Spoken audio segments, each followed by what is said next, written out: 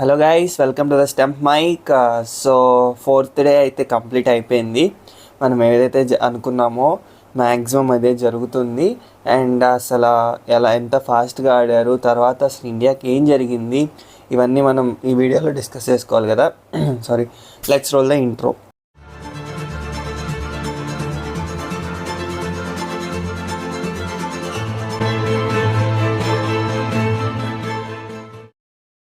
So fourth day అయితే England వాళ్ళు బ్యాటింగ్కి వచ్చారు, డాసన్ అండ్ స్టోక్స్.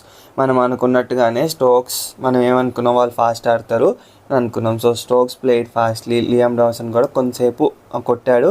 అదంతా లియామ్ డాసన్ సిరాజ్కి వికెట్ పడింది, లో బౌన్స్ అయింది, బౌల్డ్ అయిపోయింది. ఇక్కడ ఫాస్ట్గా ర్యాప్ చేసే ఛాన్స్ మనకు వచ్చింది. బట్ గిల్ కొంచెం మిస్టేక్ ఏం చేశాడంటే, సిరాజ్ టెయిల్ని ర్యాపప్ చేయడంలో దిట్ట. సిరాజ్ టెయిల్ని చాలా ఈజీగా ర్యాపప్ చేయగలడు. కానీ సిరాజ్ లియామ్ డాసన్ వికెట్ చేసిన తర్వాత బౌలింగ్ చేంజ్ చేసి వేరే వాళ్ళకి బౌలింగ్ అయితే ఇచ్చాడు. సో అక్కడ ఏమైంది, వాషింగ్టన్ సుందర్ని తీసుకొచ్చాడు, జడేజాని తీసుకొచ్చాడు. అక్కడ ఏమైంది, వాళ్ళకి ఈజీ అయిపోయింది. సిరాజ్ ఏంటంటే టెయిల్ ఎండర్స్ని చాలా ఫాస్ట్గా తీస్తాడు వికెట్స్. తీసుంటే ఫాస్ట్గా మనము బ్యాటింగ్కి కొంచెం ఫాస్ట్గా బ్యాటింగ్ వచ్చే ఛాన్స్ ఉండేది. కానీ టెయిల్ ర్యాపప్ చేయకపోవడం వల్ల వాళ్ళ లీడ్ ఎక్కడికో వెళ్ళిపోయింది. ఇంకా మనకి అందనంత దూరంకి వెళ్ళిపోతుంది. 300 దాటేసింది. 250 అనుకున్నాం, 320 దాకా వెళ్ళిపోయినట్టుంది. చూస్తే స్టోక్స్ 100 కంప్లీట్ చేసుకున్నారు, చాలా ఫాస్ట్ ఆడిచాడు. కార్స్ వచ్చి 3 4లు 2 6లు కొట్టాడు. లాస్ట్లో 40 రన్స్, చాలా ఇంపార్టెంట్ 40 రన్స్, అవి కూడా అలా యాడ్ చేశారు. తర్వాత జడేజాకి వికెట్ పడింది. ఓకే, ఆ సెషన్ వాళ్ళకి ఇంగ్లాండ్ ఇన్నింగ్స్ కంప్లీట్ అయిపోయింది. సో మన వాళ్ళు వచ్చిన తర్వాత నేనేమనుకున్నా, ఓకే రెయిన్ కూడా లేదు, కొద్దిగా ఓవర్కాస్ట్ ఉంది, కొంచెం ఒక 10 అవర్స్ 15 అవర్స్ బాల్ నిదానంగా ఆడుకుని దాన్ని సీ ఆఫ్ చేయగలిగితే చాలు, ఈ మ్యాచ్ డ్రా ఫిక్స్ అయిపోయింది అనుకుంటా ఉన్నాను. నేను చూస్తే షాక్, ఫస్ట్ ఓవర్లోనే షాక్. ఓక్స్ వచ్చాడు, జైస్వాల్ ఇట్లా ముందుకు ఆడాడు, అయిపోయింది, ఆ వికెట్ అయిపోయింది. సాయి సుదర్శన్ వదిలేద్దాం అనుకున్నాడు, అది వచ్చి బ్యాట్ తేలింది, అది కూడా అయిపోయింది. 2 వికెట్లు ఫస్ట్ ఓవర్లోనే అయిపోయింది. ఫస్ట్ ఓవర్ చూసిన తర్వాత maximum 95% of the people who are watching వాళ్ళు డిసైడ్ అయిపోయి ఉంటారు, ఇంకా ఈ మ్యాచ్ అయిపోయింది, ఖచ్చితంగా ఇది కూడా పోయింది, సిరీస్ కూడా పోయింది అని అనుకొని. ఇంకా ఆ టైంలో వచ్చారు ఇంకా Shubman Gill and KL Rahul. Fantastic partnership, fantastic వాళ్ళ మైండ్ సెట్ కానీ, వాళ్ళు సేవ్ చేయాలన్న ఇది కానీ చాలా అంటే చాలా ఎక్సలెంట్ డిటర్మినేషన్ చూపించారు. అండ్ ఆల్సో ఆ పార్ట్నర్షిప్లో ఓన్లీ డిఫెన్స్ ఒక్కటే కాదు, శుభ్మన్ గిల్ దొరికిన బాల్ దొరికినట్టు పాజిటివ్గా ఆడాడు. పాజిటివ్గా ఆడటం వల్ల ఏమవుతుందో నేను చెప్తా.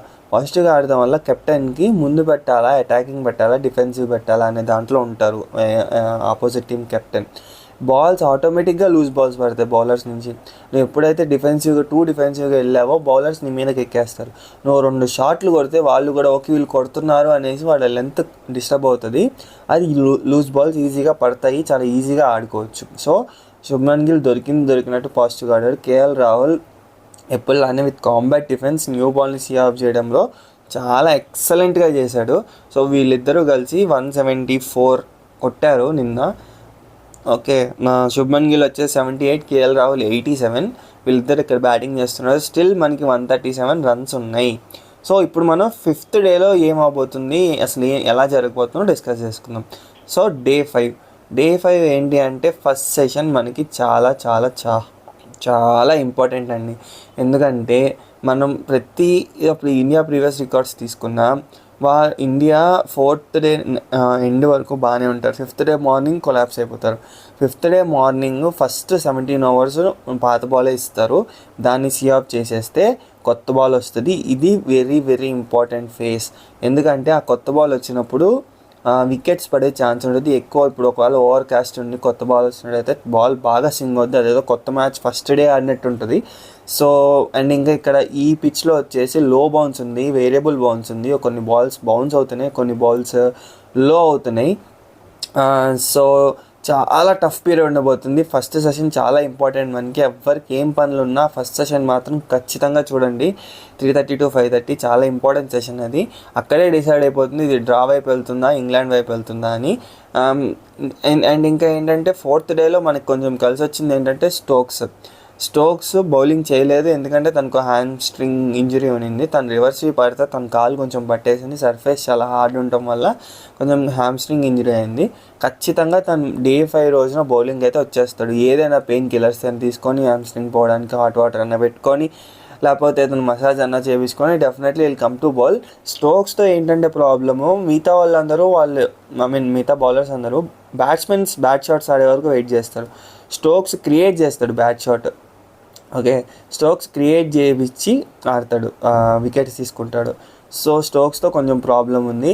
And also what about Rishabh Pant అని మీరు అడిగితే, I personally believe, I'm telling you, Rishabh Pant will definitely come to bat.